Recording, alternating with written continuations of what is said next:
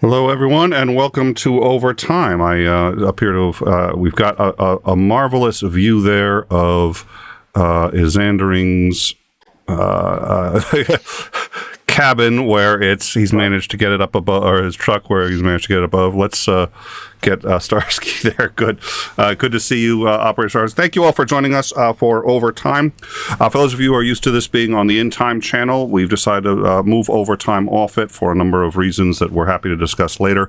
But please like and subscribe. We're trying to get this channel up to 1,000 so that it can be monetized.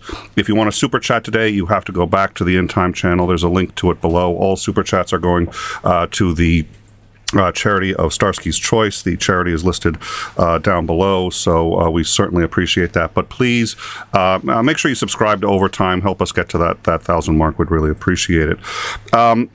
I have to say, we saw Zelenski talking before Congress, and I want to make sure that we talk about that. That was very powerful, and I thought he did absolutely an amazing job, hit all the right points, and was very appreciative of how magnanimous he was.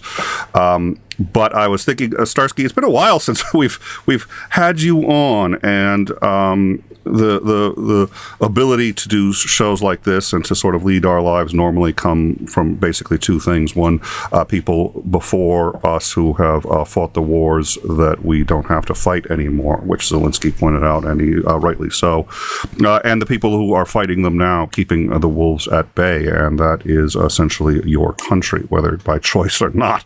You guys are on the front lines of something that the rest of the world would just as soon avoid. So we have the luxury of being very concerned for you when you don't show up, good sir. So we're very thank you for staying in touch with us. Thank you for letting us know every time we don't hear from you. We let everybody on the Discord know that you're okay, and we've all been concerned. It is delightful to see you, Starsky. Thank you for joining us.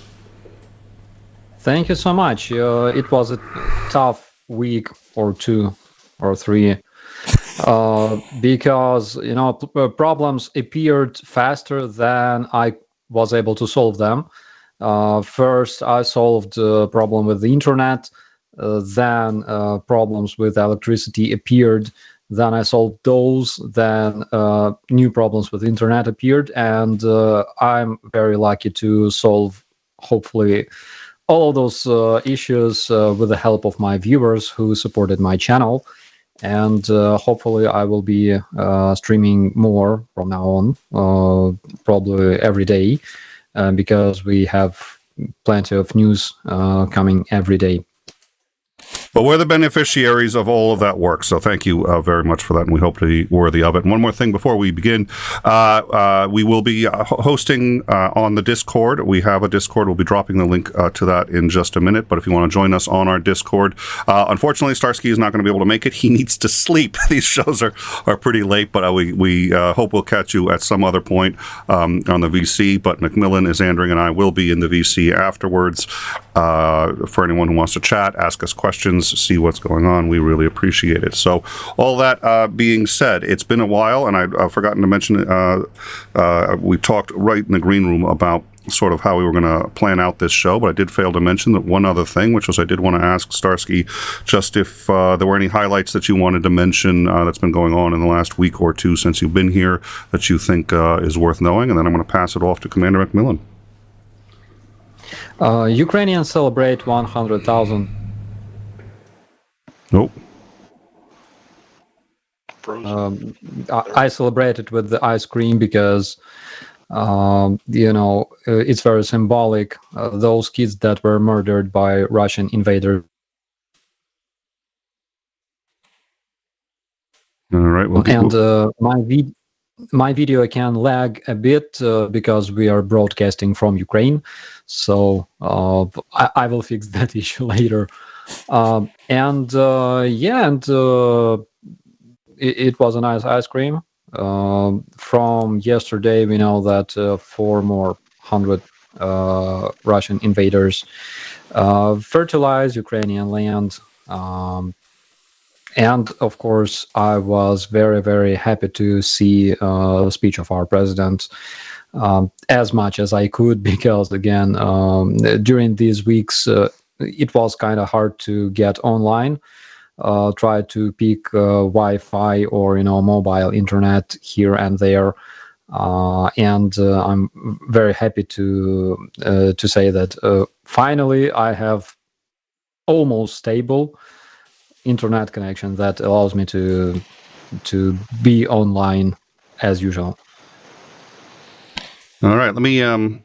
Okay, I don't think I dropped the link to the Discord. Oh, yep, nope, there it is. The Titan dropped the link to the Discord. My bad. So, all right, perfect. Well, thank you very much again for joining us. And Commander, I was wondering if you had any questions for Starsky now that we've got him.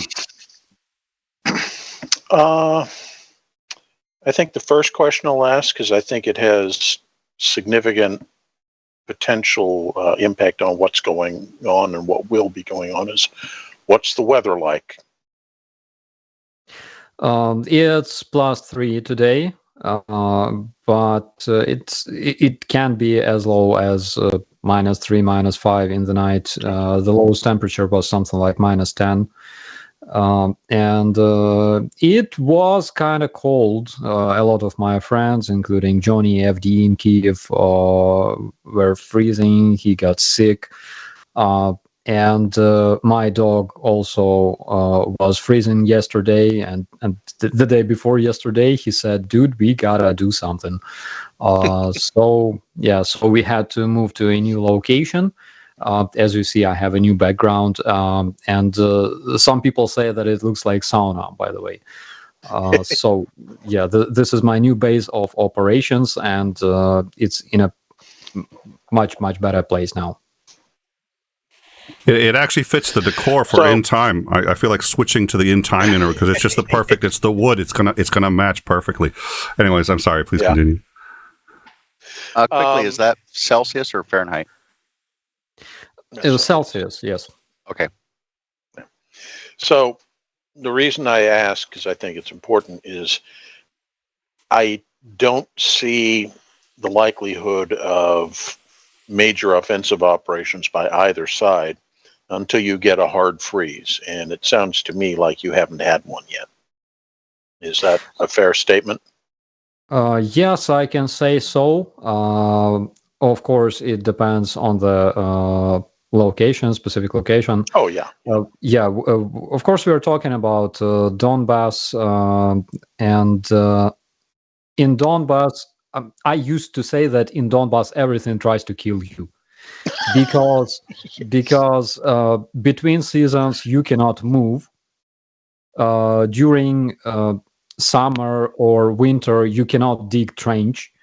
The soil in Donbass is very specific. It's something between clay. It's mostly clay, and it's very hard in summer and in winter. Between seasons, you cannot pass. I had some video when I was walking in the mud, knee deep in the mud, and swearing in all the languages I knew.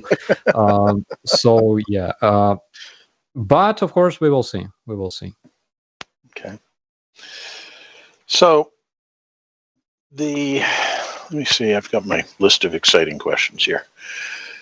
So how, in your opinion, how well is Ukrainian morale holding up right now in the face of what appears to be almost nearly daily bombardments by the Russians and these severe power and water interruptions?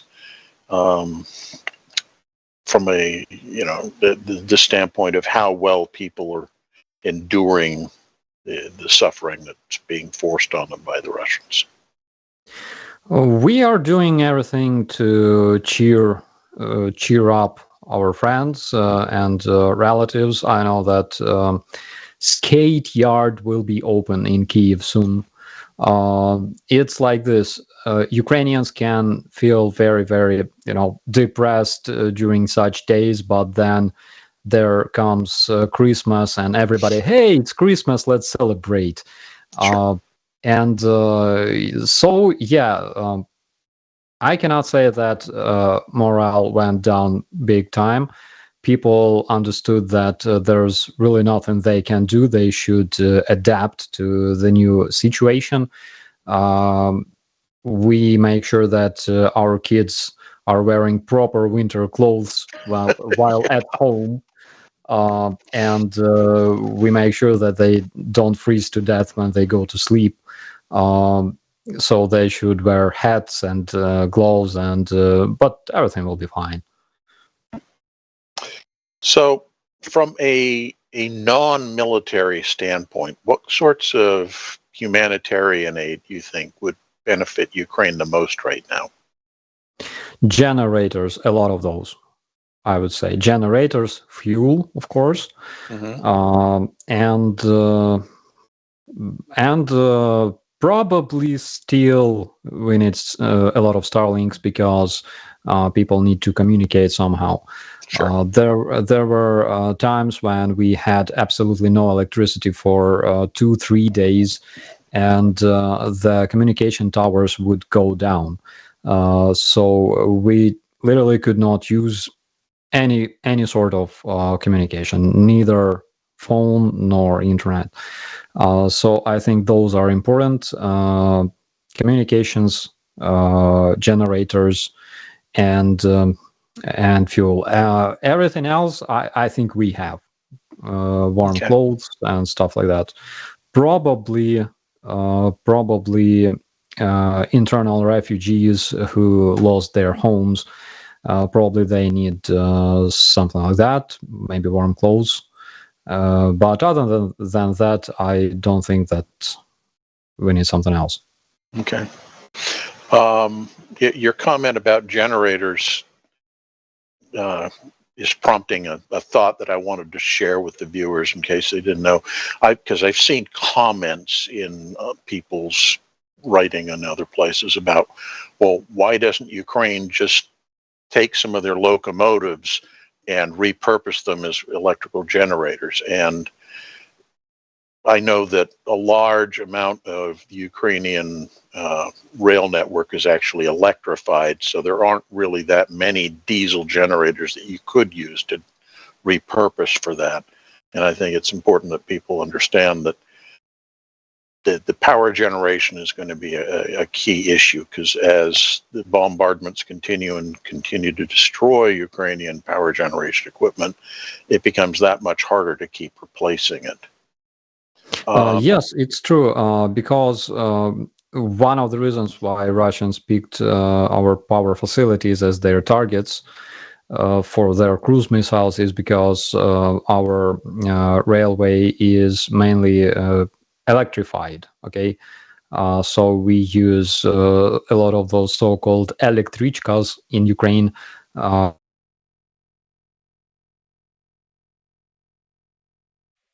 By destroying our power grid, basically what they do is they're destroying our logistics as well. Yeah. We are still using railway big time. So that's one of the reasons why they try to destroy our energy grid. Sure. Out of curiosity, is the bulk of your energy generation system and distribution system old Soviet era equipment, or has it been modernized since Ukraine became independent? It was modernized by, so most of our energy grid belongs to a company called DTEC. Company belongs to the richest man in Ukraine, Rinat Akhmetov, our widely known oligarch in Ukraine. And because I worked in a company that was close to his company, I know that they do care about their equipment and training of their personnel and stuff. It's a very big company. It's a very rich company. So they have quite nice equipment there. And of course, majority of our electricity is produced by our nuclear stations. Right. Yeah. So just to extrapolate from there, what you're saying is that there's less of a concern for spare parts because these are still more modern pieces of equipment as opposed to old obsolete stuff that was mostly out of old Russian pieces of equipment. So you don't have to go hunting on a black market to get spare parts to restore your grid. Yes, absolutely. Okay. Plus, we were, as far as I remember, we were also exporting our electricity. Yeah. So I think there are multiple spare parts that can be purchased abroad. Good. So in the past several weeks, we've seen a number of Western slant NATO governments discussing sending Ukraine various new weapon systems. For example, there's been some discussion that Germany might give you Leopard 2s.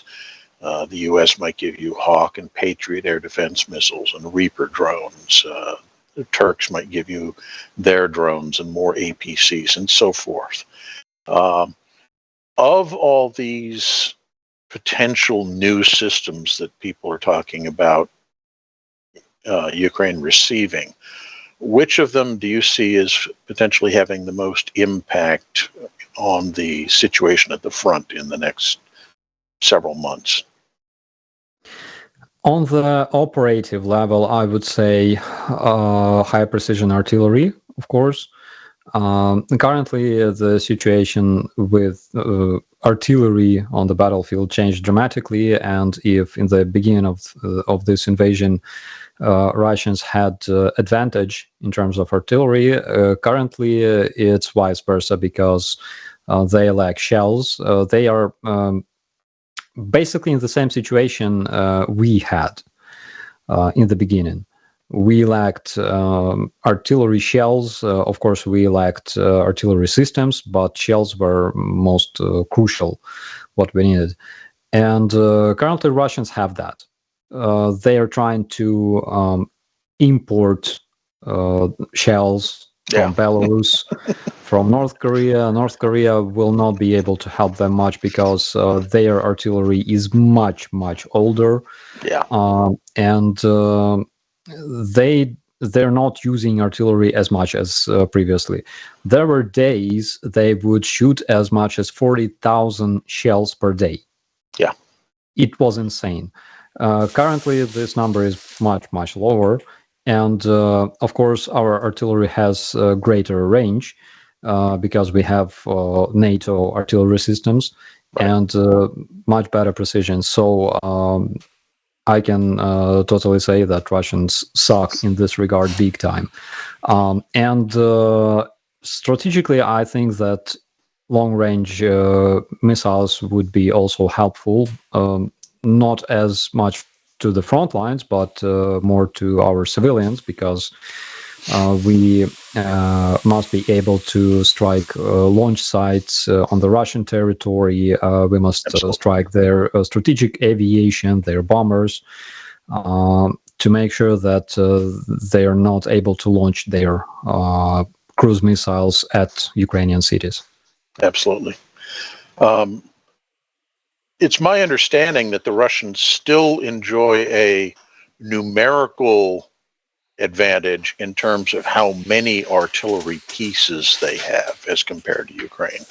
But the lack of ammunition, of course, means that bringing that numerical advantage to bear is problematic at best. I also know that as time goes on and you use an artillery piece more and more, the lining inside the barrel begins to wear out, meaning that both the maximum range possible with that piece of artillery and the accuracy of that piece of artillery begins to degrade over time. Since Ukraine has been getting more new systems from NATO, and the Russians are still, as far as I know, relying on pretty much the same artillery systems they've been using since the start of the campaign, this has to even further exacerbate the problems they're facing in terms of the relative artillery parity situation. Would you agree? I completely agree with you. And I receive a lot of commentaries from, let's say, Russian or pro-Russian trolls saying, without Western support, you would lose this war. And I say, of course, but we are winning this war because we are allied with the whole world, right? And the only allies Russia can rely on are Iran, North Korea, Cuba, and even comparing to those countries, Russia still has superior artillery that was basically created like 40 years ago. And in case it wants to, I don't know, get new artillery systems much more advanced, probably Iran would say, dudes, we only have, D-30s produced in 1970s. Yeah.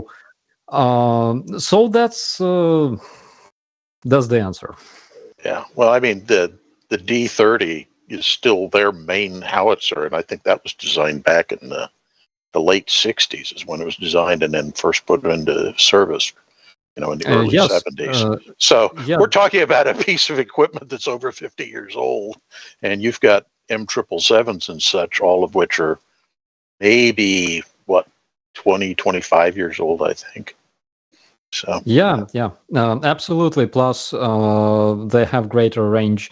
The only thing that Russians can use as a counter-battery measure in this regard is their Uragan systems, for example. But those are not numerous. They don't have enough numbers of them to save all of their D-30s and stuff. And of course, we are also hunting those. Oh yeah. So in terms of counter-battery measures, Russians lose. They already lost this war with us, and that's why their D-30s are so, let's say, not useless, but something close to that, because they cannot reach our artillery systems. We can reach them anytime. Yeah. Their artillery has not degraded to the point that it's a muzzle-loading Napoleon cannon, but it's approaching that state over time. Yeah, that is expected.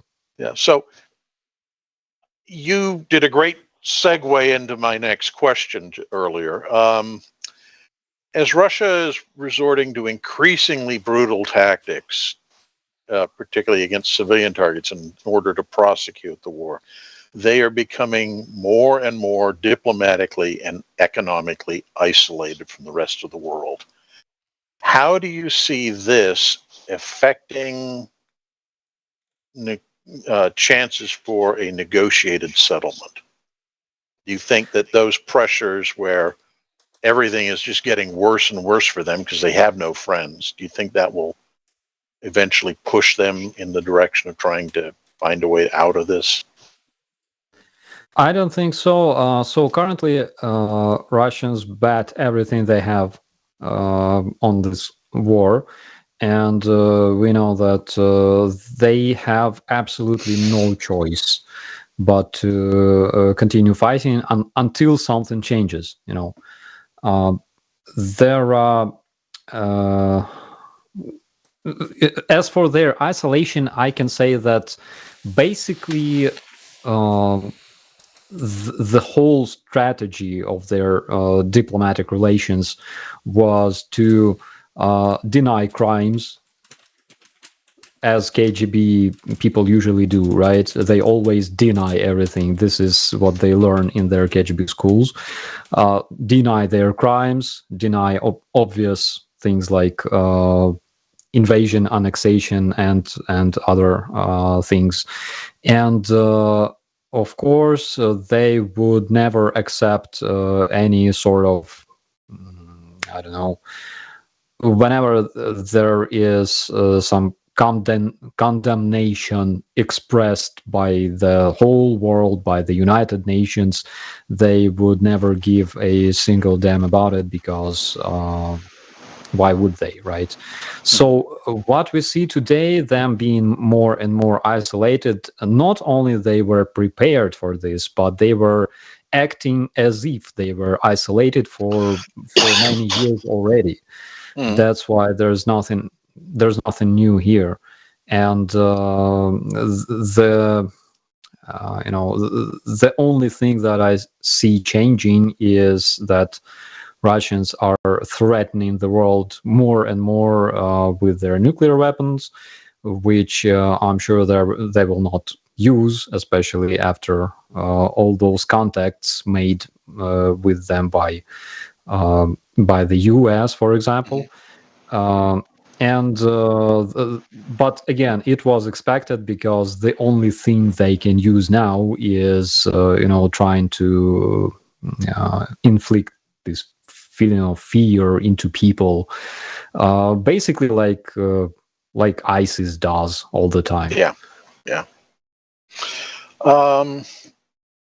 So an interesting side question to that is, do you think that perhaps the growing isolation from the rest of the world is actually working to Putin's advantage from a domestic standpoint? I don't really think so. The reason being is that even despite the fact that Russians were always isolated and they had this Nazi thinking, about chosen nation and being strongest and best in the world and whatever, but still they depend on different things. You cannot be completely isolated. Oh, I understand. I'm just looking at it from the standpoint of what I would call a persecution complex. It's like everybody else in the world hates us, so obviously it's best that we are self-reliant and aggressive to defend our interests, that kind of thing, helping him in terms of maintaining his domestic position amongst an audience who you would think, as casualties mount, as the economic situation continues to collapse and people are put out of work, in a normal nation, you would expect that to be causing enormous pressure on the government to conclude things. We're almost, at least from what I can tell, almost seeing the opposite going on, which is that as things get worse, the Russian people are actually almost going, yes, that we need to even be more forceful in prosecuting this war. Yeah, I agree on that.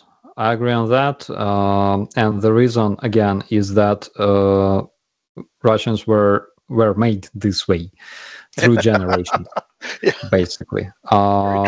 Russian propaganda is a horrible, horrible thing, and a lot of people simply don't understand how powerful it is, in fact.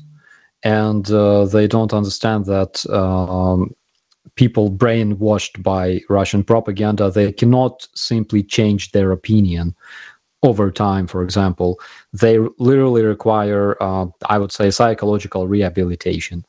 It's insidious. It permeates every level of society, I think, in terms of that, they're out to get us. We need to defend ourselves against non-existent imaginary threats, because that's the way the central authority keeps projecting the situation to the people.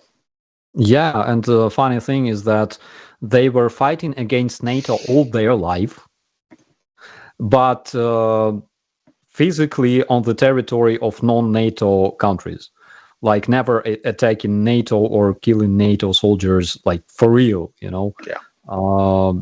Which is kind of funny, I think. Oh yeah. Anytime there was a conflict that the Soviet Union was involved with fighting somebody, it was always perceived and sold to their population as NATO is doing this against us, even if it had nothing to do with NATO.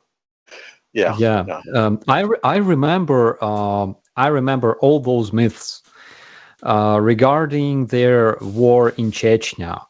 Yeah. So they lost this first war in Chechnya, and they created plenty of movies. One of these movie is called, I think, Battery, probably. and it was made by Nevzorov, famous Russian movie director, and portrayed in this movie. There are African American mercenaries, Ukrainian mercenaries. I think some biathlonist sports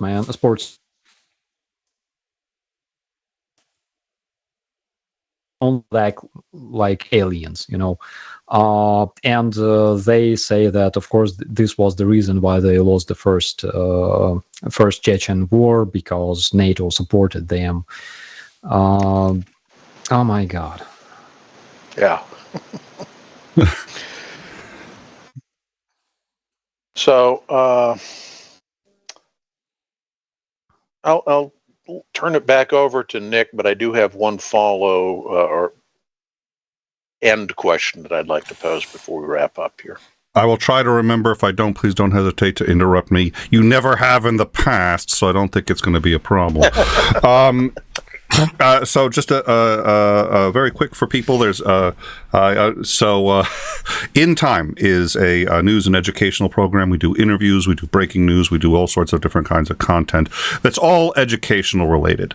We've had problems with getting struck a lot. We once quoted the President of the United States, and we got struck for misinformation for accurately quoting what he said, despite the fact we mocked it. I mean, we fell out of our chairs laughing at how stupid it was. We still got struck, and it took the channel down. Also, it's just there are people who just like our interviews. There are people who want to do our interviews, and there are people who want to do our news content. And sometimes people share those interests, and sometimes they don't. So we have decided we're going to split the channel. We've attempted this before. It's actually very difficult. It's hard on the audience. It's hard on everybody. But it's still going to be In Time. But our news content which has always been called Overtime. Instead of having it on our main channel, we're now going to put it on another channel. Makes it easier for the audience once it gets off the ground. Until then, it's a pain in the neck for everybody. Our mods are split. Everybody's split.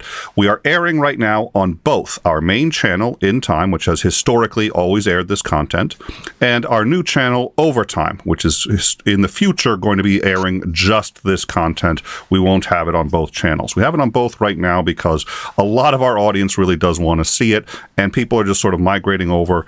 If you want to help Overtime, and if you want to help our show, subscribe to Overtime, get those numbers up. Another reason we're still on both channels, and I was going to in the past, we've stopped this on In Time after 10 or 15 minutes. People get the notifications, and if they want to see this, they can come over to Overtime, the news channel. The reason we're still going is on In Time for this show is because In Time is the only place that's monetized. Overtime is too small. It's not monetized yet, so please help us out by going over there. But for that reason, because we wanted to be able to donate super chats to charity, we decided to keep it running. But that means the live chat sees both channels, and you see a copy. We have a Restream bot. It's just showing you what's being said on the other channel. It's one merged channel. So that's what's going on. So if you are watching this on In Time, and the easy way to tell is if you just look right above the description, you'll see which channel you're on. You're either on In Time or Overtime. If you can join us on Overtime, like, subscribe, help us get that channel up to where it can do what we'd like it to do and function better for everybody. So in the meantime, we did get 2 super chats that I want to hit, and both of those were, of course, on In Time. Again, that's the only one that's monetized. So, and we've gotten a third. So let me hit all of these. Thank you guys so much for your support. We really do appreciate it. Lots of love. Sam W 3499, New Zealand. Current. I don't even know what that is. You'd think I'd know. I should memorize that. But Sam W, lots of love to everyone except Yobana Rusnia. You're going to have to explain that one, Starsky. Yeah, he's turning red, so now we have to... any explanation, good sir? It's something that you usually don't say when kids are around. Oh. Sometimes in Ukraine we say that when kids are around, because 𝐓𝐢𝐻𝐸𝐷 𝐸𝐻𝐢𝐬 is basically like flipping Russians, you know. And This is hold how on, we call them in Ukraine. I just got to notice. Oh, our problem is solved. In time is no longer monetized either, so it's good. I'm just kidding. So Seriously? no. I'm just kidding. No, we're good. Okay. Well, we actually it has been demonetized in as much as we're not we don't get ad revenue usually for these kinds of shows, which is why the super chats really help. In time is demonetized more than 50% of the time. We discuss adult topics. They can't air this to their biggest demographic, which is kids. So we're demonetized a good deal of the time. The upside is that's how we play U2 and other music in the we're demonetized anyway, so it doesn't actually hurt to play copyrighted music as long as we don't get struck. Sam W again for $16.99. Sam, thank you so much for your support. Again, it's a lot of people work very hard here, and it really helps us out. Again, we don't usually get ad revenue, so we all appreciate it. Thank you very much. In this case, it's all, as I said before, all of these are going to be going to charity, but we still appreciate the support. I'd like to think in Russia, they will eventually regress and evolve back to mud-crawling organisms, hopefully soon. Well, from my understanding, given the weather in Ukraine, they're pretty much already there. And a level 70, $13.99. Well, I mean, did you have a comment on that, Starsky? Sorry, I'm just going a mile a minute. No, I think he's seen them. They're already there. I don't think it's much of a question.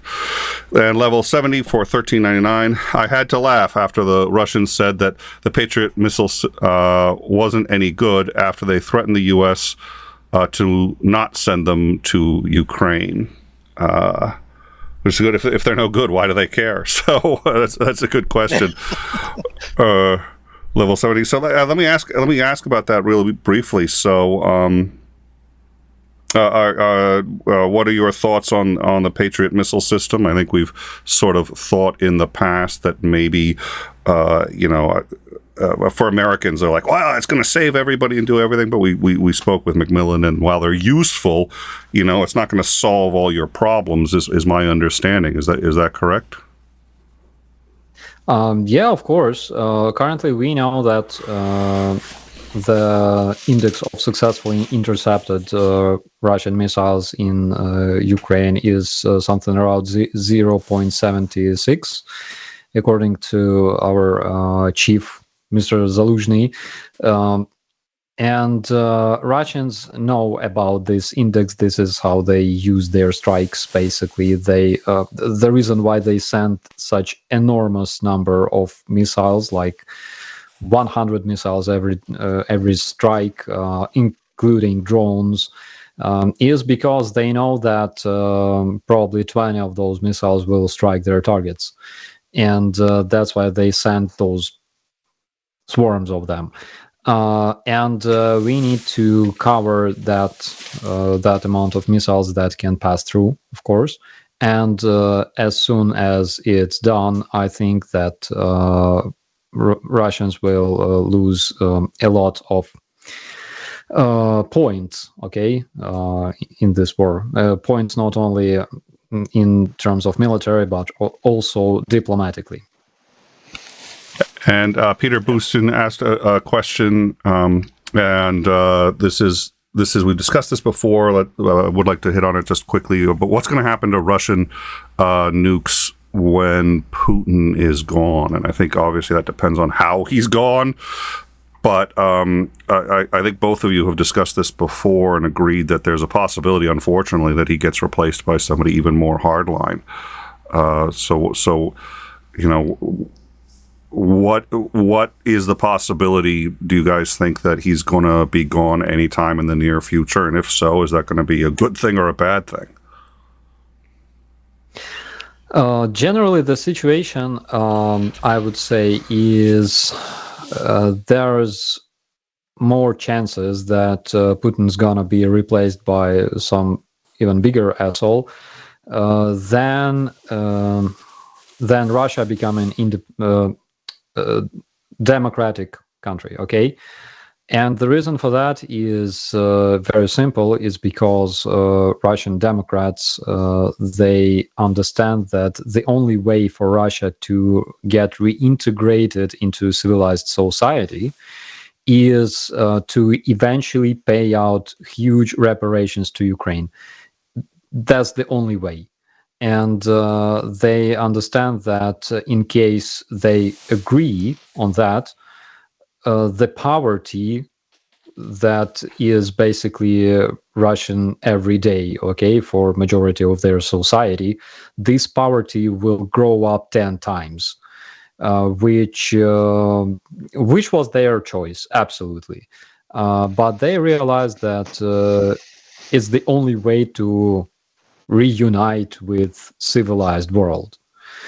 So probably they will prefer to avoid it as much as they can. Probably they will choose some other path, not democratic path, but again, some kind of Prigozhin or Kadyrov as their leader, because this may save them from problems. They don't understand that paying Ukraine reparations is much better in terms of ensuring they have future at all.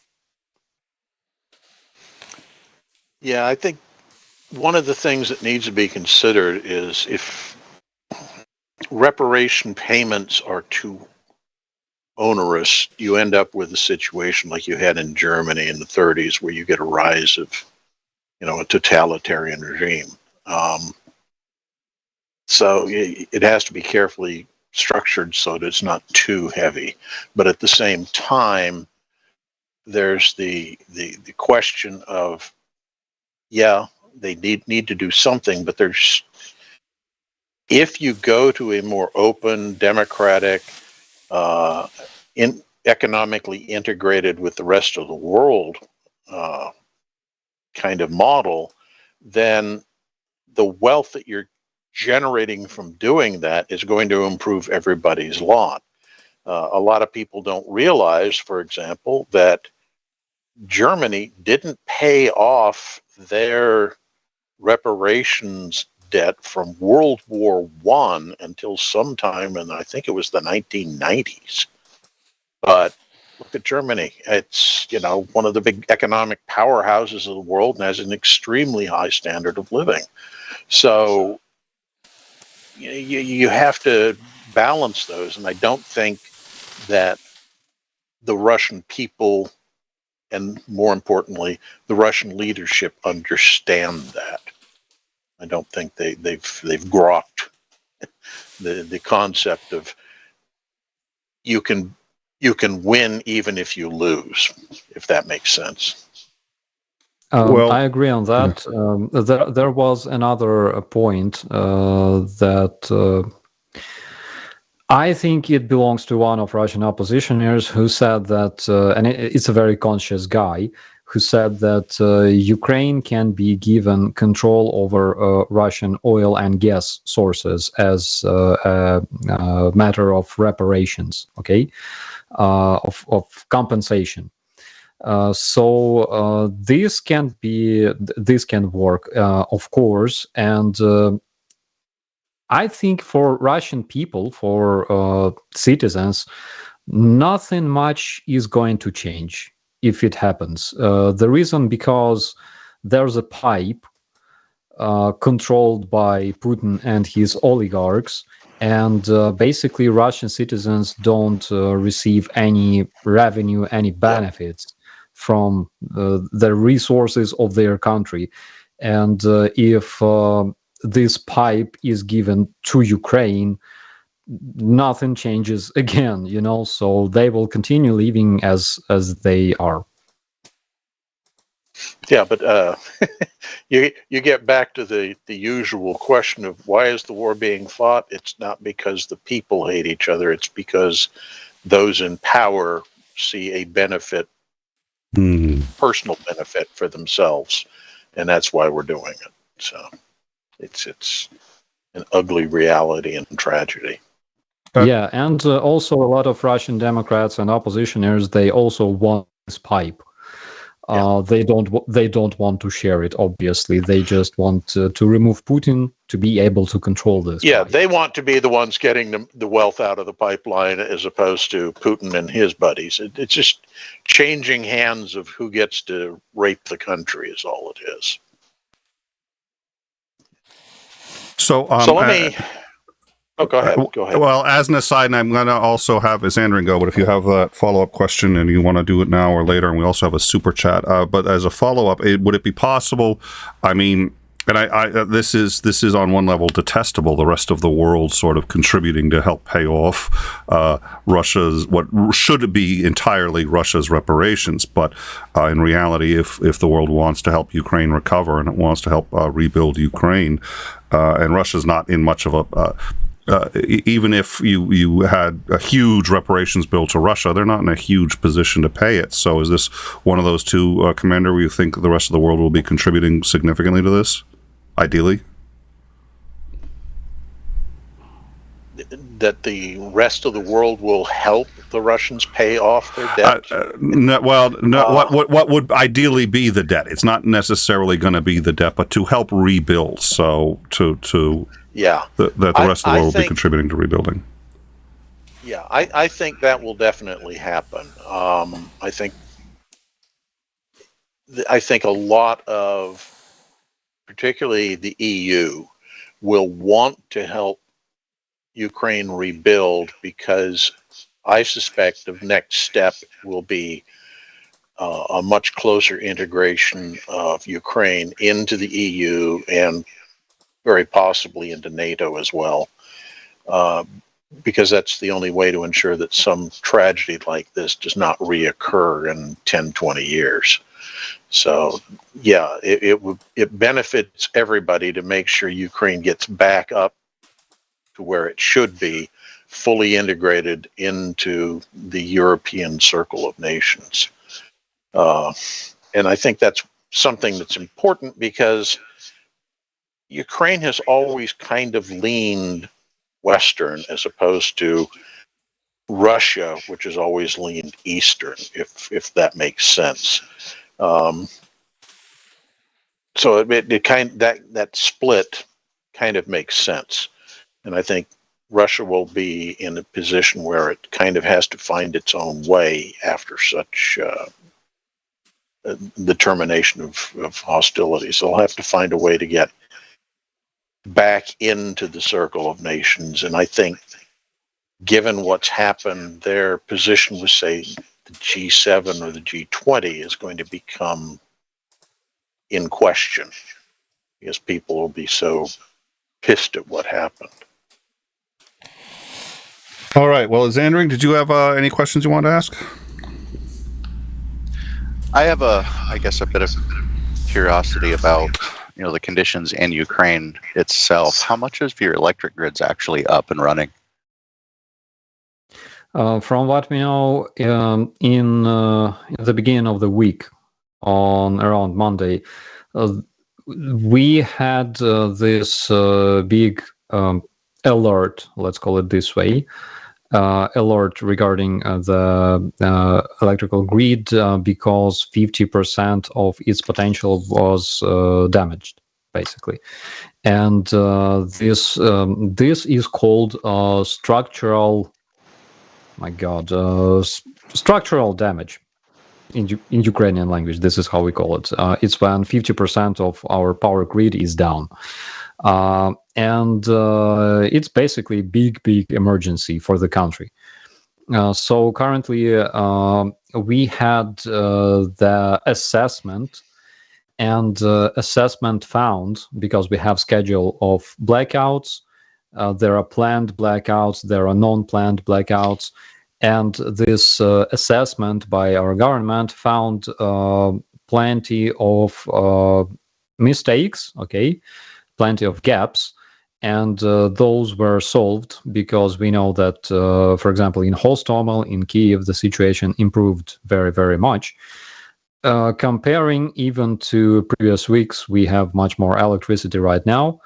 currently I'm running on the local electricity, not on my generator. And I think it was like this since morning. So the situation has improved. But of course, tomorrow we have Christmas Eve.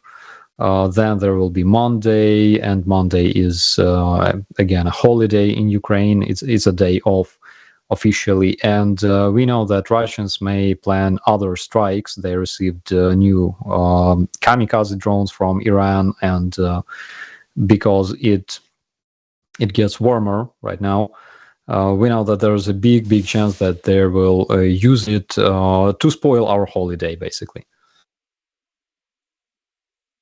Yeah, you kind of touched on, I guess, what my next question was.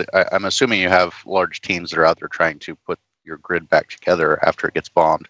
And I was kind of curious whether things were improving, whether you were fixing it faster than they were destroying it. And it sounds like it's not quite as dire. I understand what you mean about having a critical failure in the grid causing cascading failures because too many other working components get overtaxed when you have too much of the rest of the grid go down. We've seen some of that happen in local areas in the United States. Yeah, and I can totally tell you that our energy engineers are like national heroes in Ukraine because they bring light, they bring electricity, they bring heating, because in numerous houses, heating depends on electricity. So yesterday we celebrated the day of energy engineer in Ukraine. Oh, that's pretty awesome. So let me ask another question. So how do you see this war concluding? I mean, is Putin going to be ousted from power in a coup? And if so, who's most likely to replace him?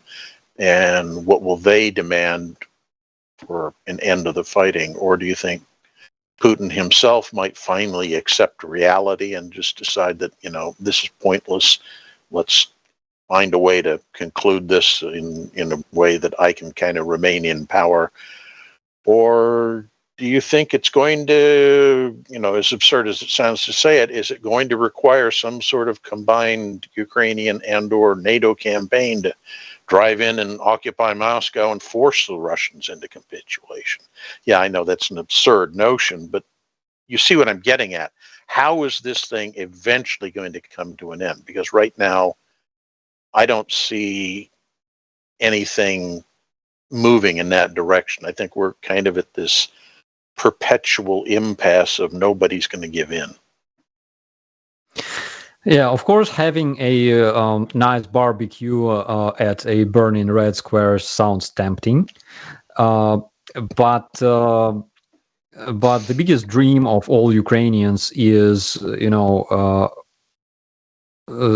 for Russians to completely forget about our existence forever and never return. That would be the biggest gift for the new year. Okay, I would try to predict some kind of conclusion to this war, but it's, you know, the more I try it, the harder it gets. So it's very hard to predict. Probably, well, I don't know whether, like, I imagine this because it's a dream for all Ukrainians, but I imagine Putin dying in a violent way, and probably their opposition will use this chance in order to take power, basically. I know that a lot of Russian oligarchs suffer because of the isolation, because of sanctions, and probably they will try to be more pro-European, let's say, and they will try to support Russian opposition. That would be one of the best scenarios for me, I think, for everybody. Okay.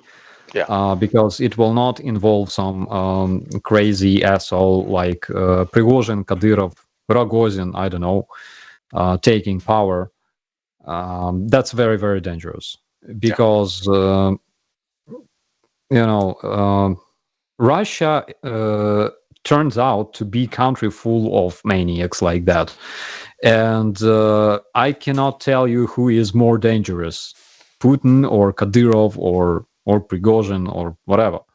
Any one of a number of other dozen people who are powerful, absolutely, and power mad. We are talking about multiple Putins. Oh yeah, yeah. As I've mentioned to Nick a couple times, Putin in some ways is actually the moderate leader. There are real nut jobs who are in there very close to being in a position where they can take power. Okay.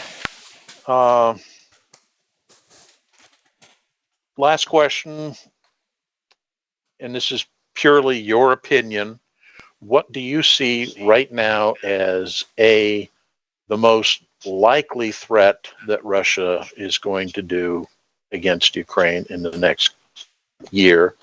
And what do you see as also, as a separate side question to that, what is the single most dangerous thing that Russia could do to Ukraine in the upcoming year?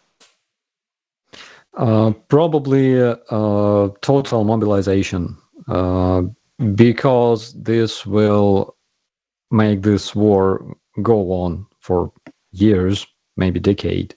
Yeah. As for the closest future, I think they will try to attack from the north, from the territory of Belarus, targeting primarily Sumy Oblast and maybe Chernihiv. So I think that's the answer. Currently, we don't see them trying to gather enough troops for such an attack. Okay, currently they have between 11 and 12,000 Russian personnel located at the territory of Belarus. And we know that Belarusian army becomes weaker and weaker because they're giving them their vehicles and ammunition and artillery. So it's very, very unlikely that Belarusians will be attacking. For some reason, I thought the opposite. But 11, 12,000 men is completely not enough to try and take Kiev or Sumy and Chernihiv and multiple regions. It's nonsense. So currently we don't see that. But as soon as they do it, as soon as it's happened, we will be talking about it. I mean, I know Lukashenko is hugely unpopular in this country, and I think if he were to send his forces in to fight against Ukraine, that would pretty much be a death sentence for him.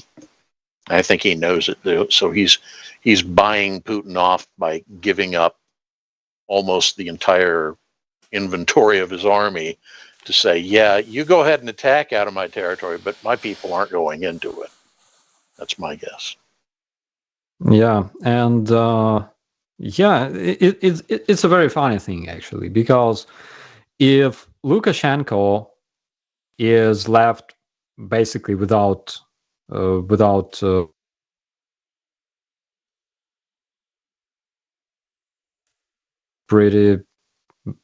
much theoretically, okay, it can be invaded very, very easily in case Russians are defeated.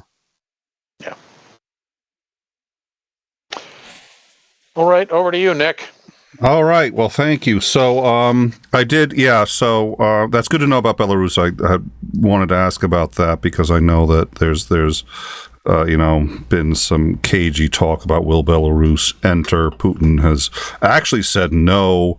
There were no talks about them entering, but it sounds like he was actually kind of demanding that they do. And this, you never know what the hell's going on with them. So. So I did want to, let's see, we have two more quick things we got. So Gloria, Raquel, $25 US. Thank you once again for your support. We will be making sure that goes again to the charity. It's listed down at the bottom. That was Starsky's choice. And Starsky, if you want to update that, let us know. Otherwise, we're going to keep sending it there. Also, Peter Booston has upgraded your membership on the channel. We really appreciate that. Again, these memberships really help. We don't get ad revenue on our channel for the most part, even when it's monetized, and anyone who's been around understands that and knows why. Level 70, $13.99 Canadian. Hi, Starsky. Do you think Russia might open a second front with Kazakhstan after the Russian ambassador called them Nazis and Russophobic? I don't think it can be a good reason to start the war. They were preparing war against Ukraine for years.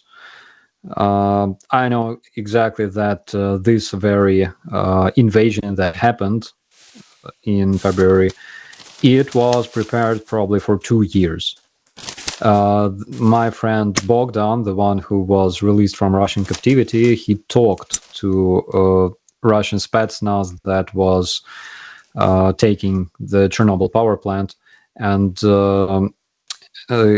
he received information that basically they were training at the same power plant located in Russia almost 2 years ago. They were training to infiltrate such power station. So I don't think that just a statement will start the war. But who knows? We live in a crazy world.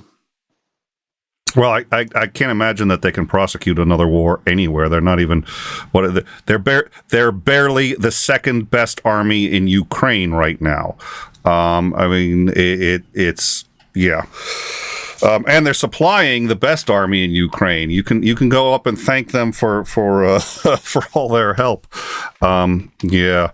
So let's see. No, I'll wait on that. So we're going to be seeing you next week. We look forward to that. Where are you going to be? I think I know where you're going to be tomorrow. Where are you going to be tomorrow? At least one place you're going to be. Tomorrow I will be with the Shills. I will be participating in the stream in my sauna. Yeah, all right. I miss Shills. I miss my friends, and I, with big pleasure, I invite you tomorrow to this stream. I look forward to. I hopefully will be able to join. It's the holidays, family, but if I can, I would love to come along. And I personally would like to say thank you to Dick Dawson and all of the shills. They've made me feel very welcome every time I've come on. They've invited me for all kinds of shows, and they've been a big help to this channel, and they helped us come in contact with you, for which I am eternally grateful. So I would like to thank you and encourage everybody to go see that tomorrow. The link should be in the description. If it's not, I will update that. Also, we'll be going to our Discord in just a few minutes, so I will be there. Commander McMillan will be there. Zandring will be there. We tried to get Starsky to be there. He said that he was going to be asleep, and I said, well, just leave your microphone on and people can hear you snore. And then everybody looked at me as if I had said something really creepy. I got no idea what I was like. Well, no, be in the okay. So we're gonna let Starsky sleep. I would love to. I would love to, but while sleeping, I can also produce different sounds. Not only snoring. People might not really like that. Okay. So I think yeah. We'll thank you then. I think maybe that's a good idea as well. Be to not. And then Lastly, too, once again, if you are on the Overtime channel, or if you're not on the Overtime channel, if you could hop over to the Overtime channel, link is in the description, it's up at the top. If you're at the Overtime channel, give us a like and a sub, especially those subs. We want to hit 1,000. We want to make sure that we can monetize and make this division. It's going to be great for our audience. It's going to be a lot better for them, and people can see more of what they like and not get notifications for stuff that they don't. And it means that if Overtime gets demonetized because we said something horrifically untrue, like something the former president of the United States said, that at least it only affects one channel and not everything we do. So that would be a big help to us. That's one way to help support us. That's really easy. Doesn't cost you a dime. For everybody who's upgraded their membership, thank you again. Peter donated, anything like that. Thank you, all of you. We will be in the live chat. Thank you, '🡪, for coming by. I look forward to catching up with you in the live chat. Thank you, Operator McMillan. Before we go, my brain. I will say this. I may have inadvertently. I was doing Commander a lot. Starsky. It's coming. But yesterday we decided we were going to cover the Zelenski at which we haven't talked about, but I think we'll. I know. We're pressing on Starsky's time, so I don't want to push on that too much, but I do want to say this, which was we were covering live or attempting to cover live the speech from President Zelensky to the joint session of Congress in the U.S., and I was doing a lot. I may have DM'd my co-host and said, Commander McMillan will be speaking live to a joint session of Congress. Which he was, yeah. Did you get that DM,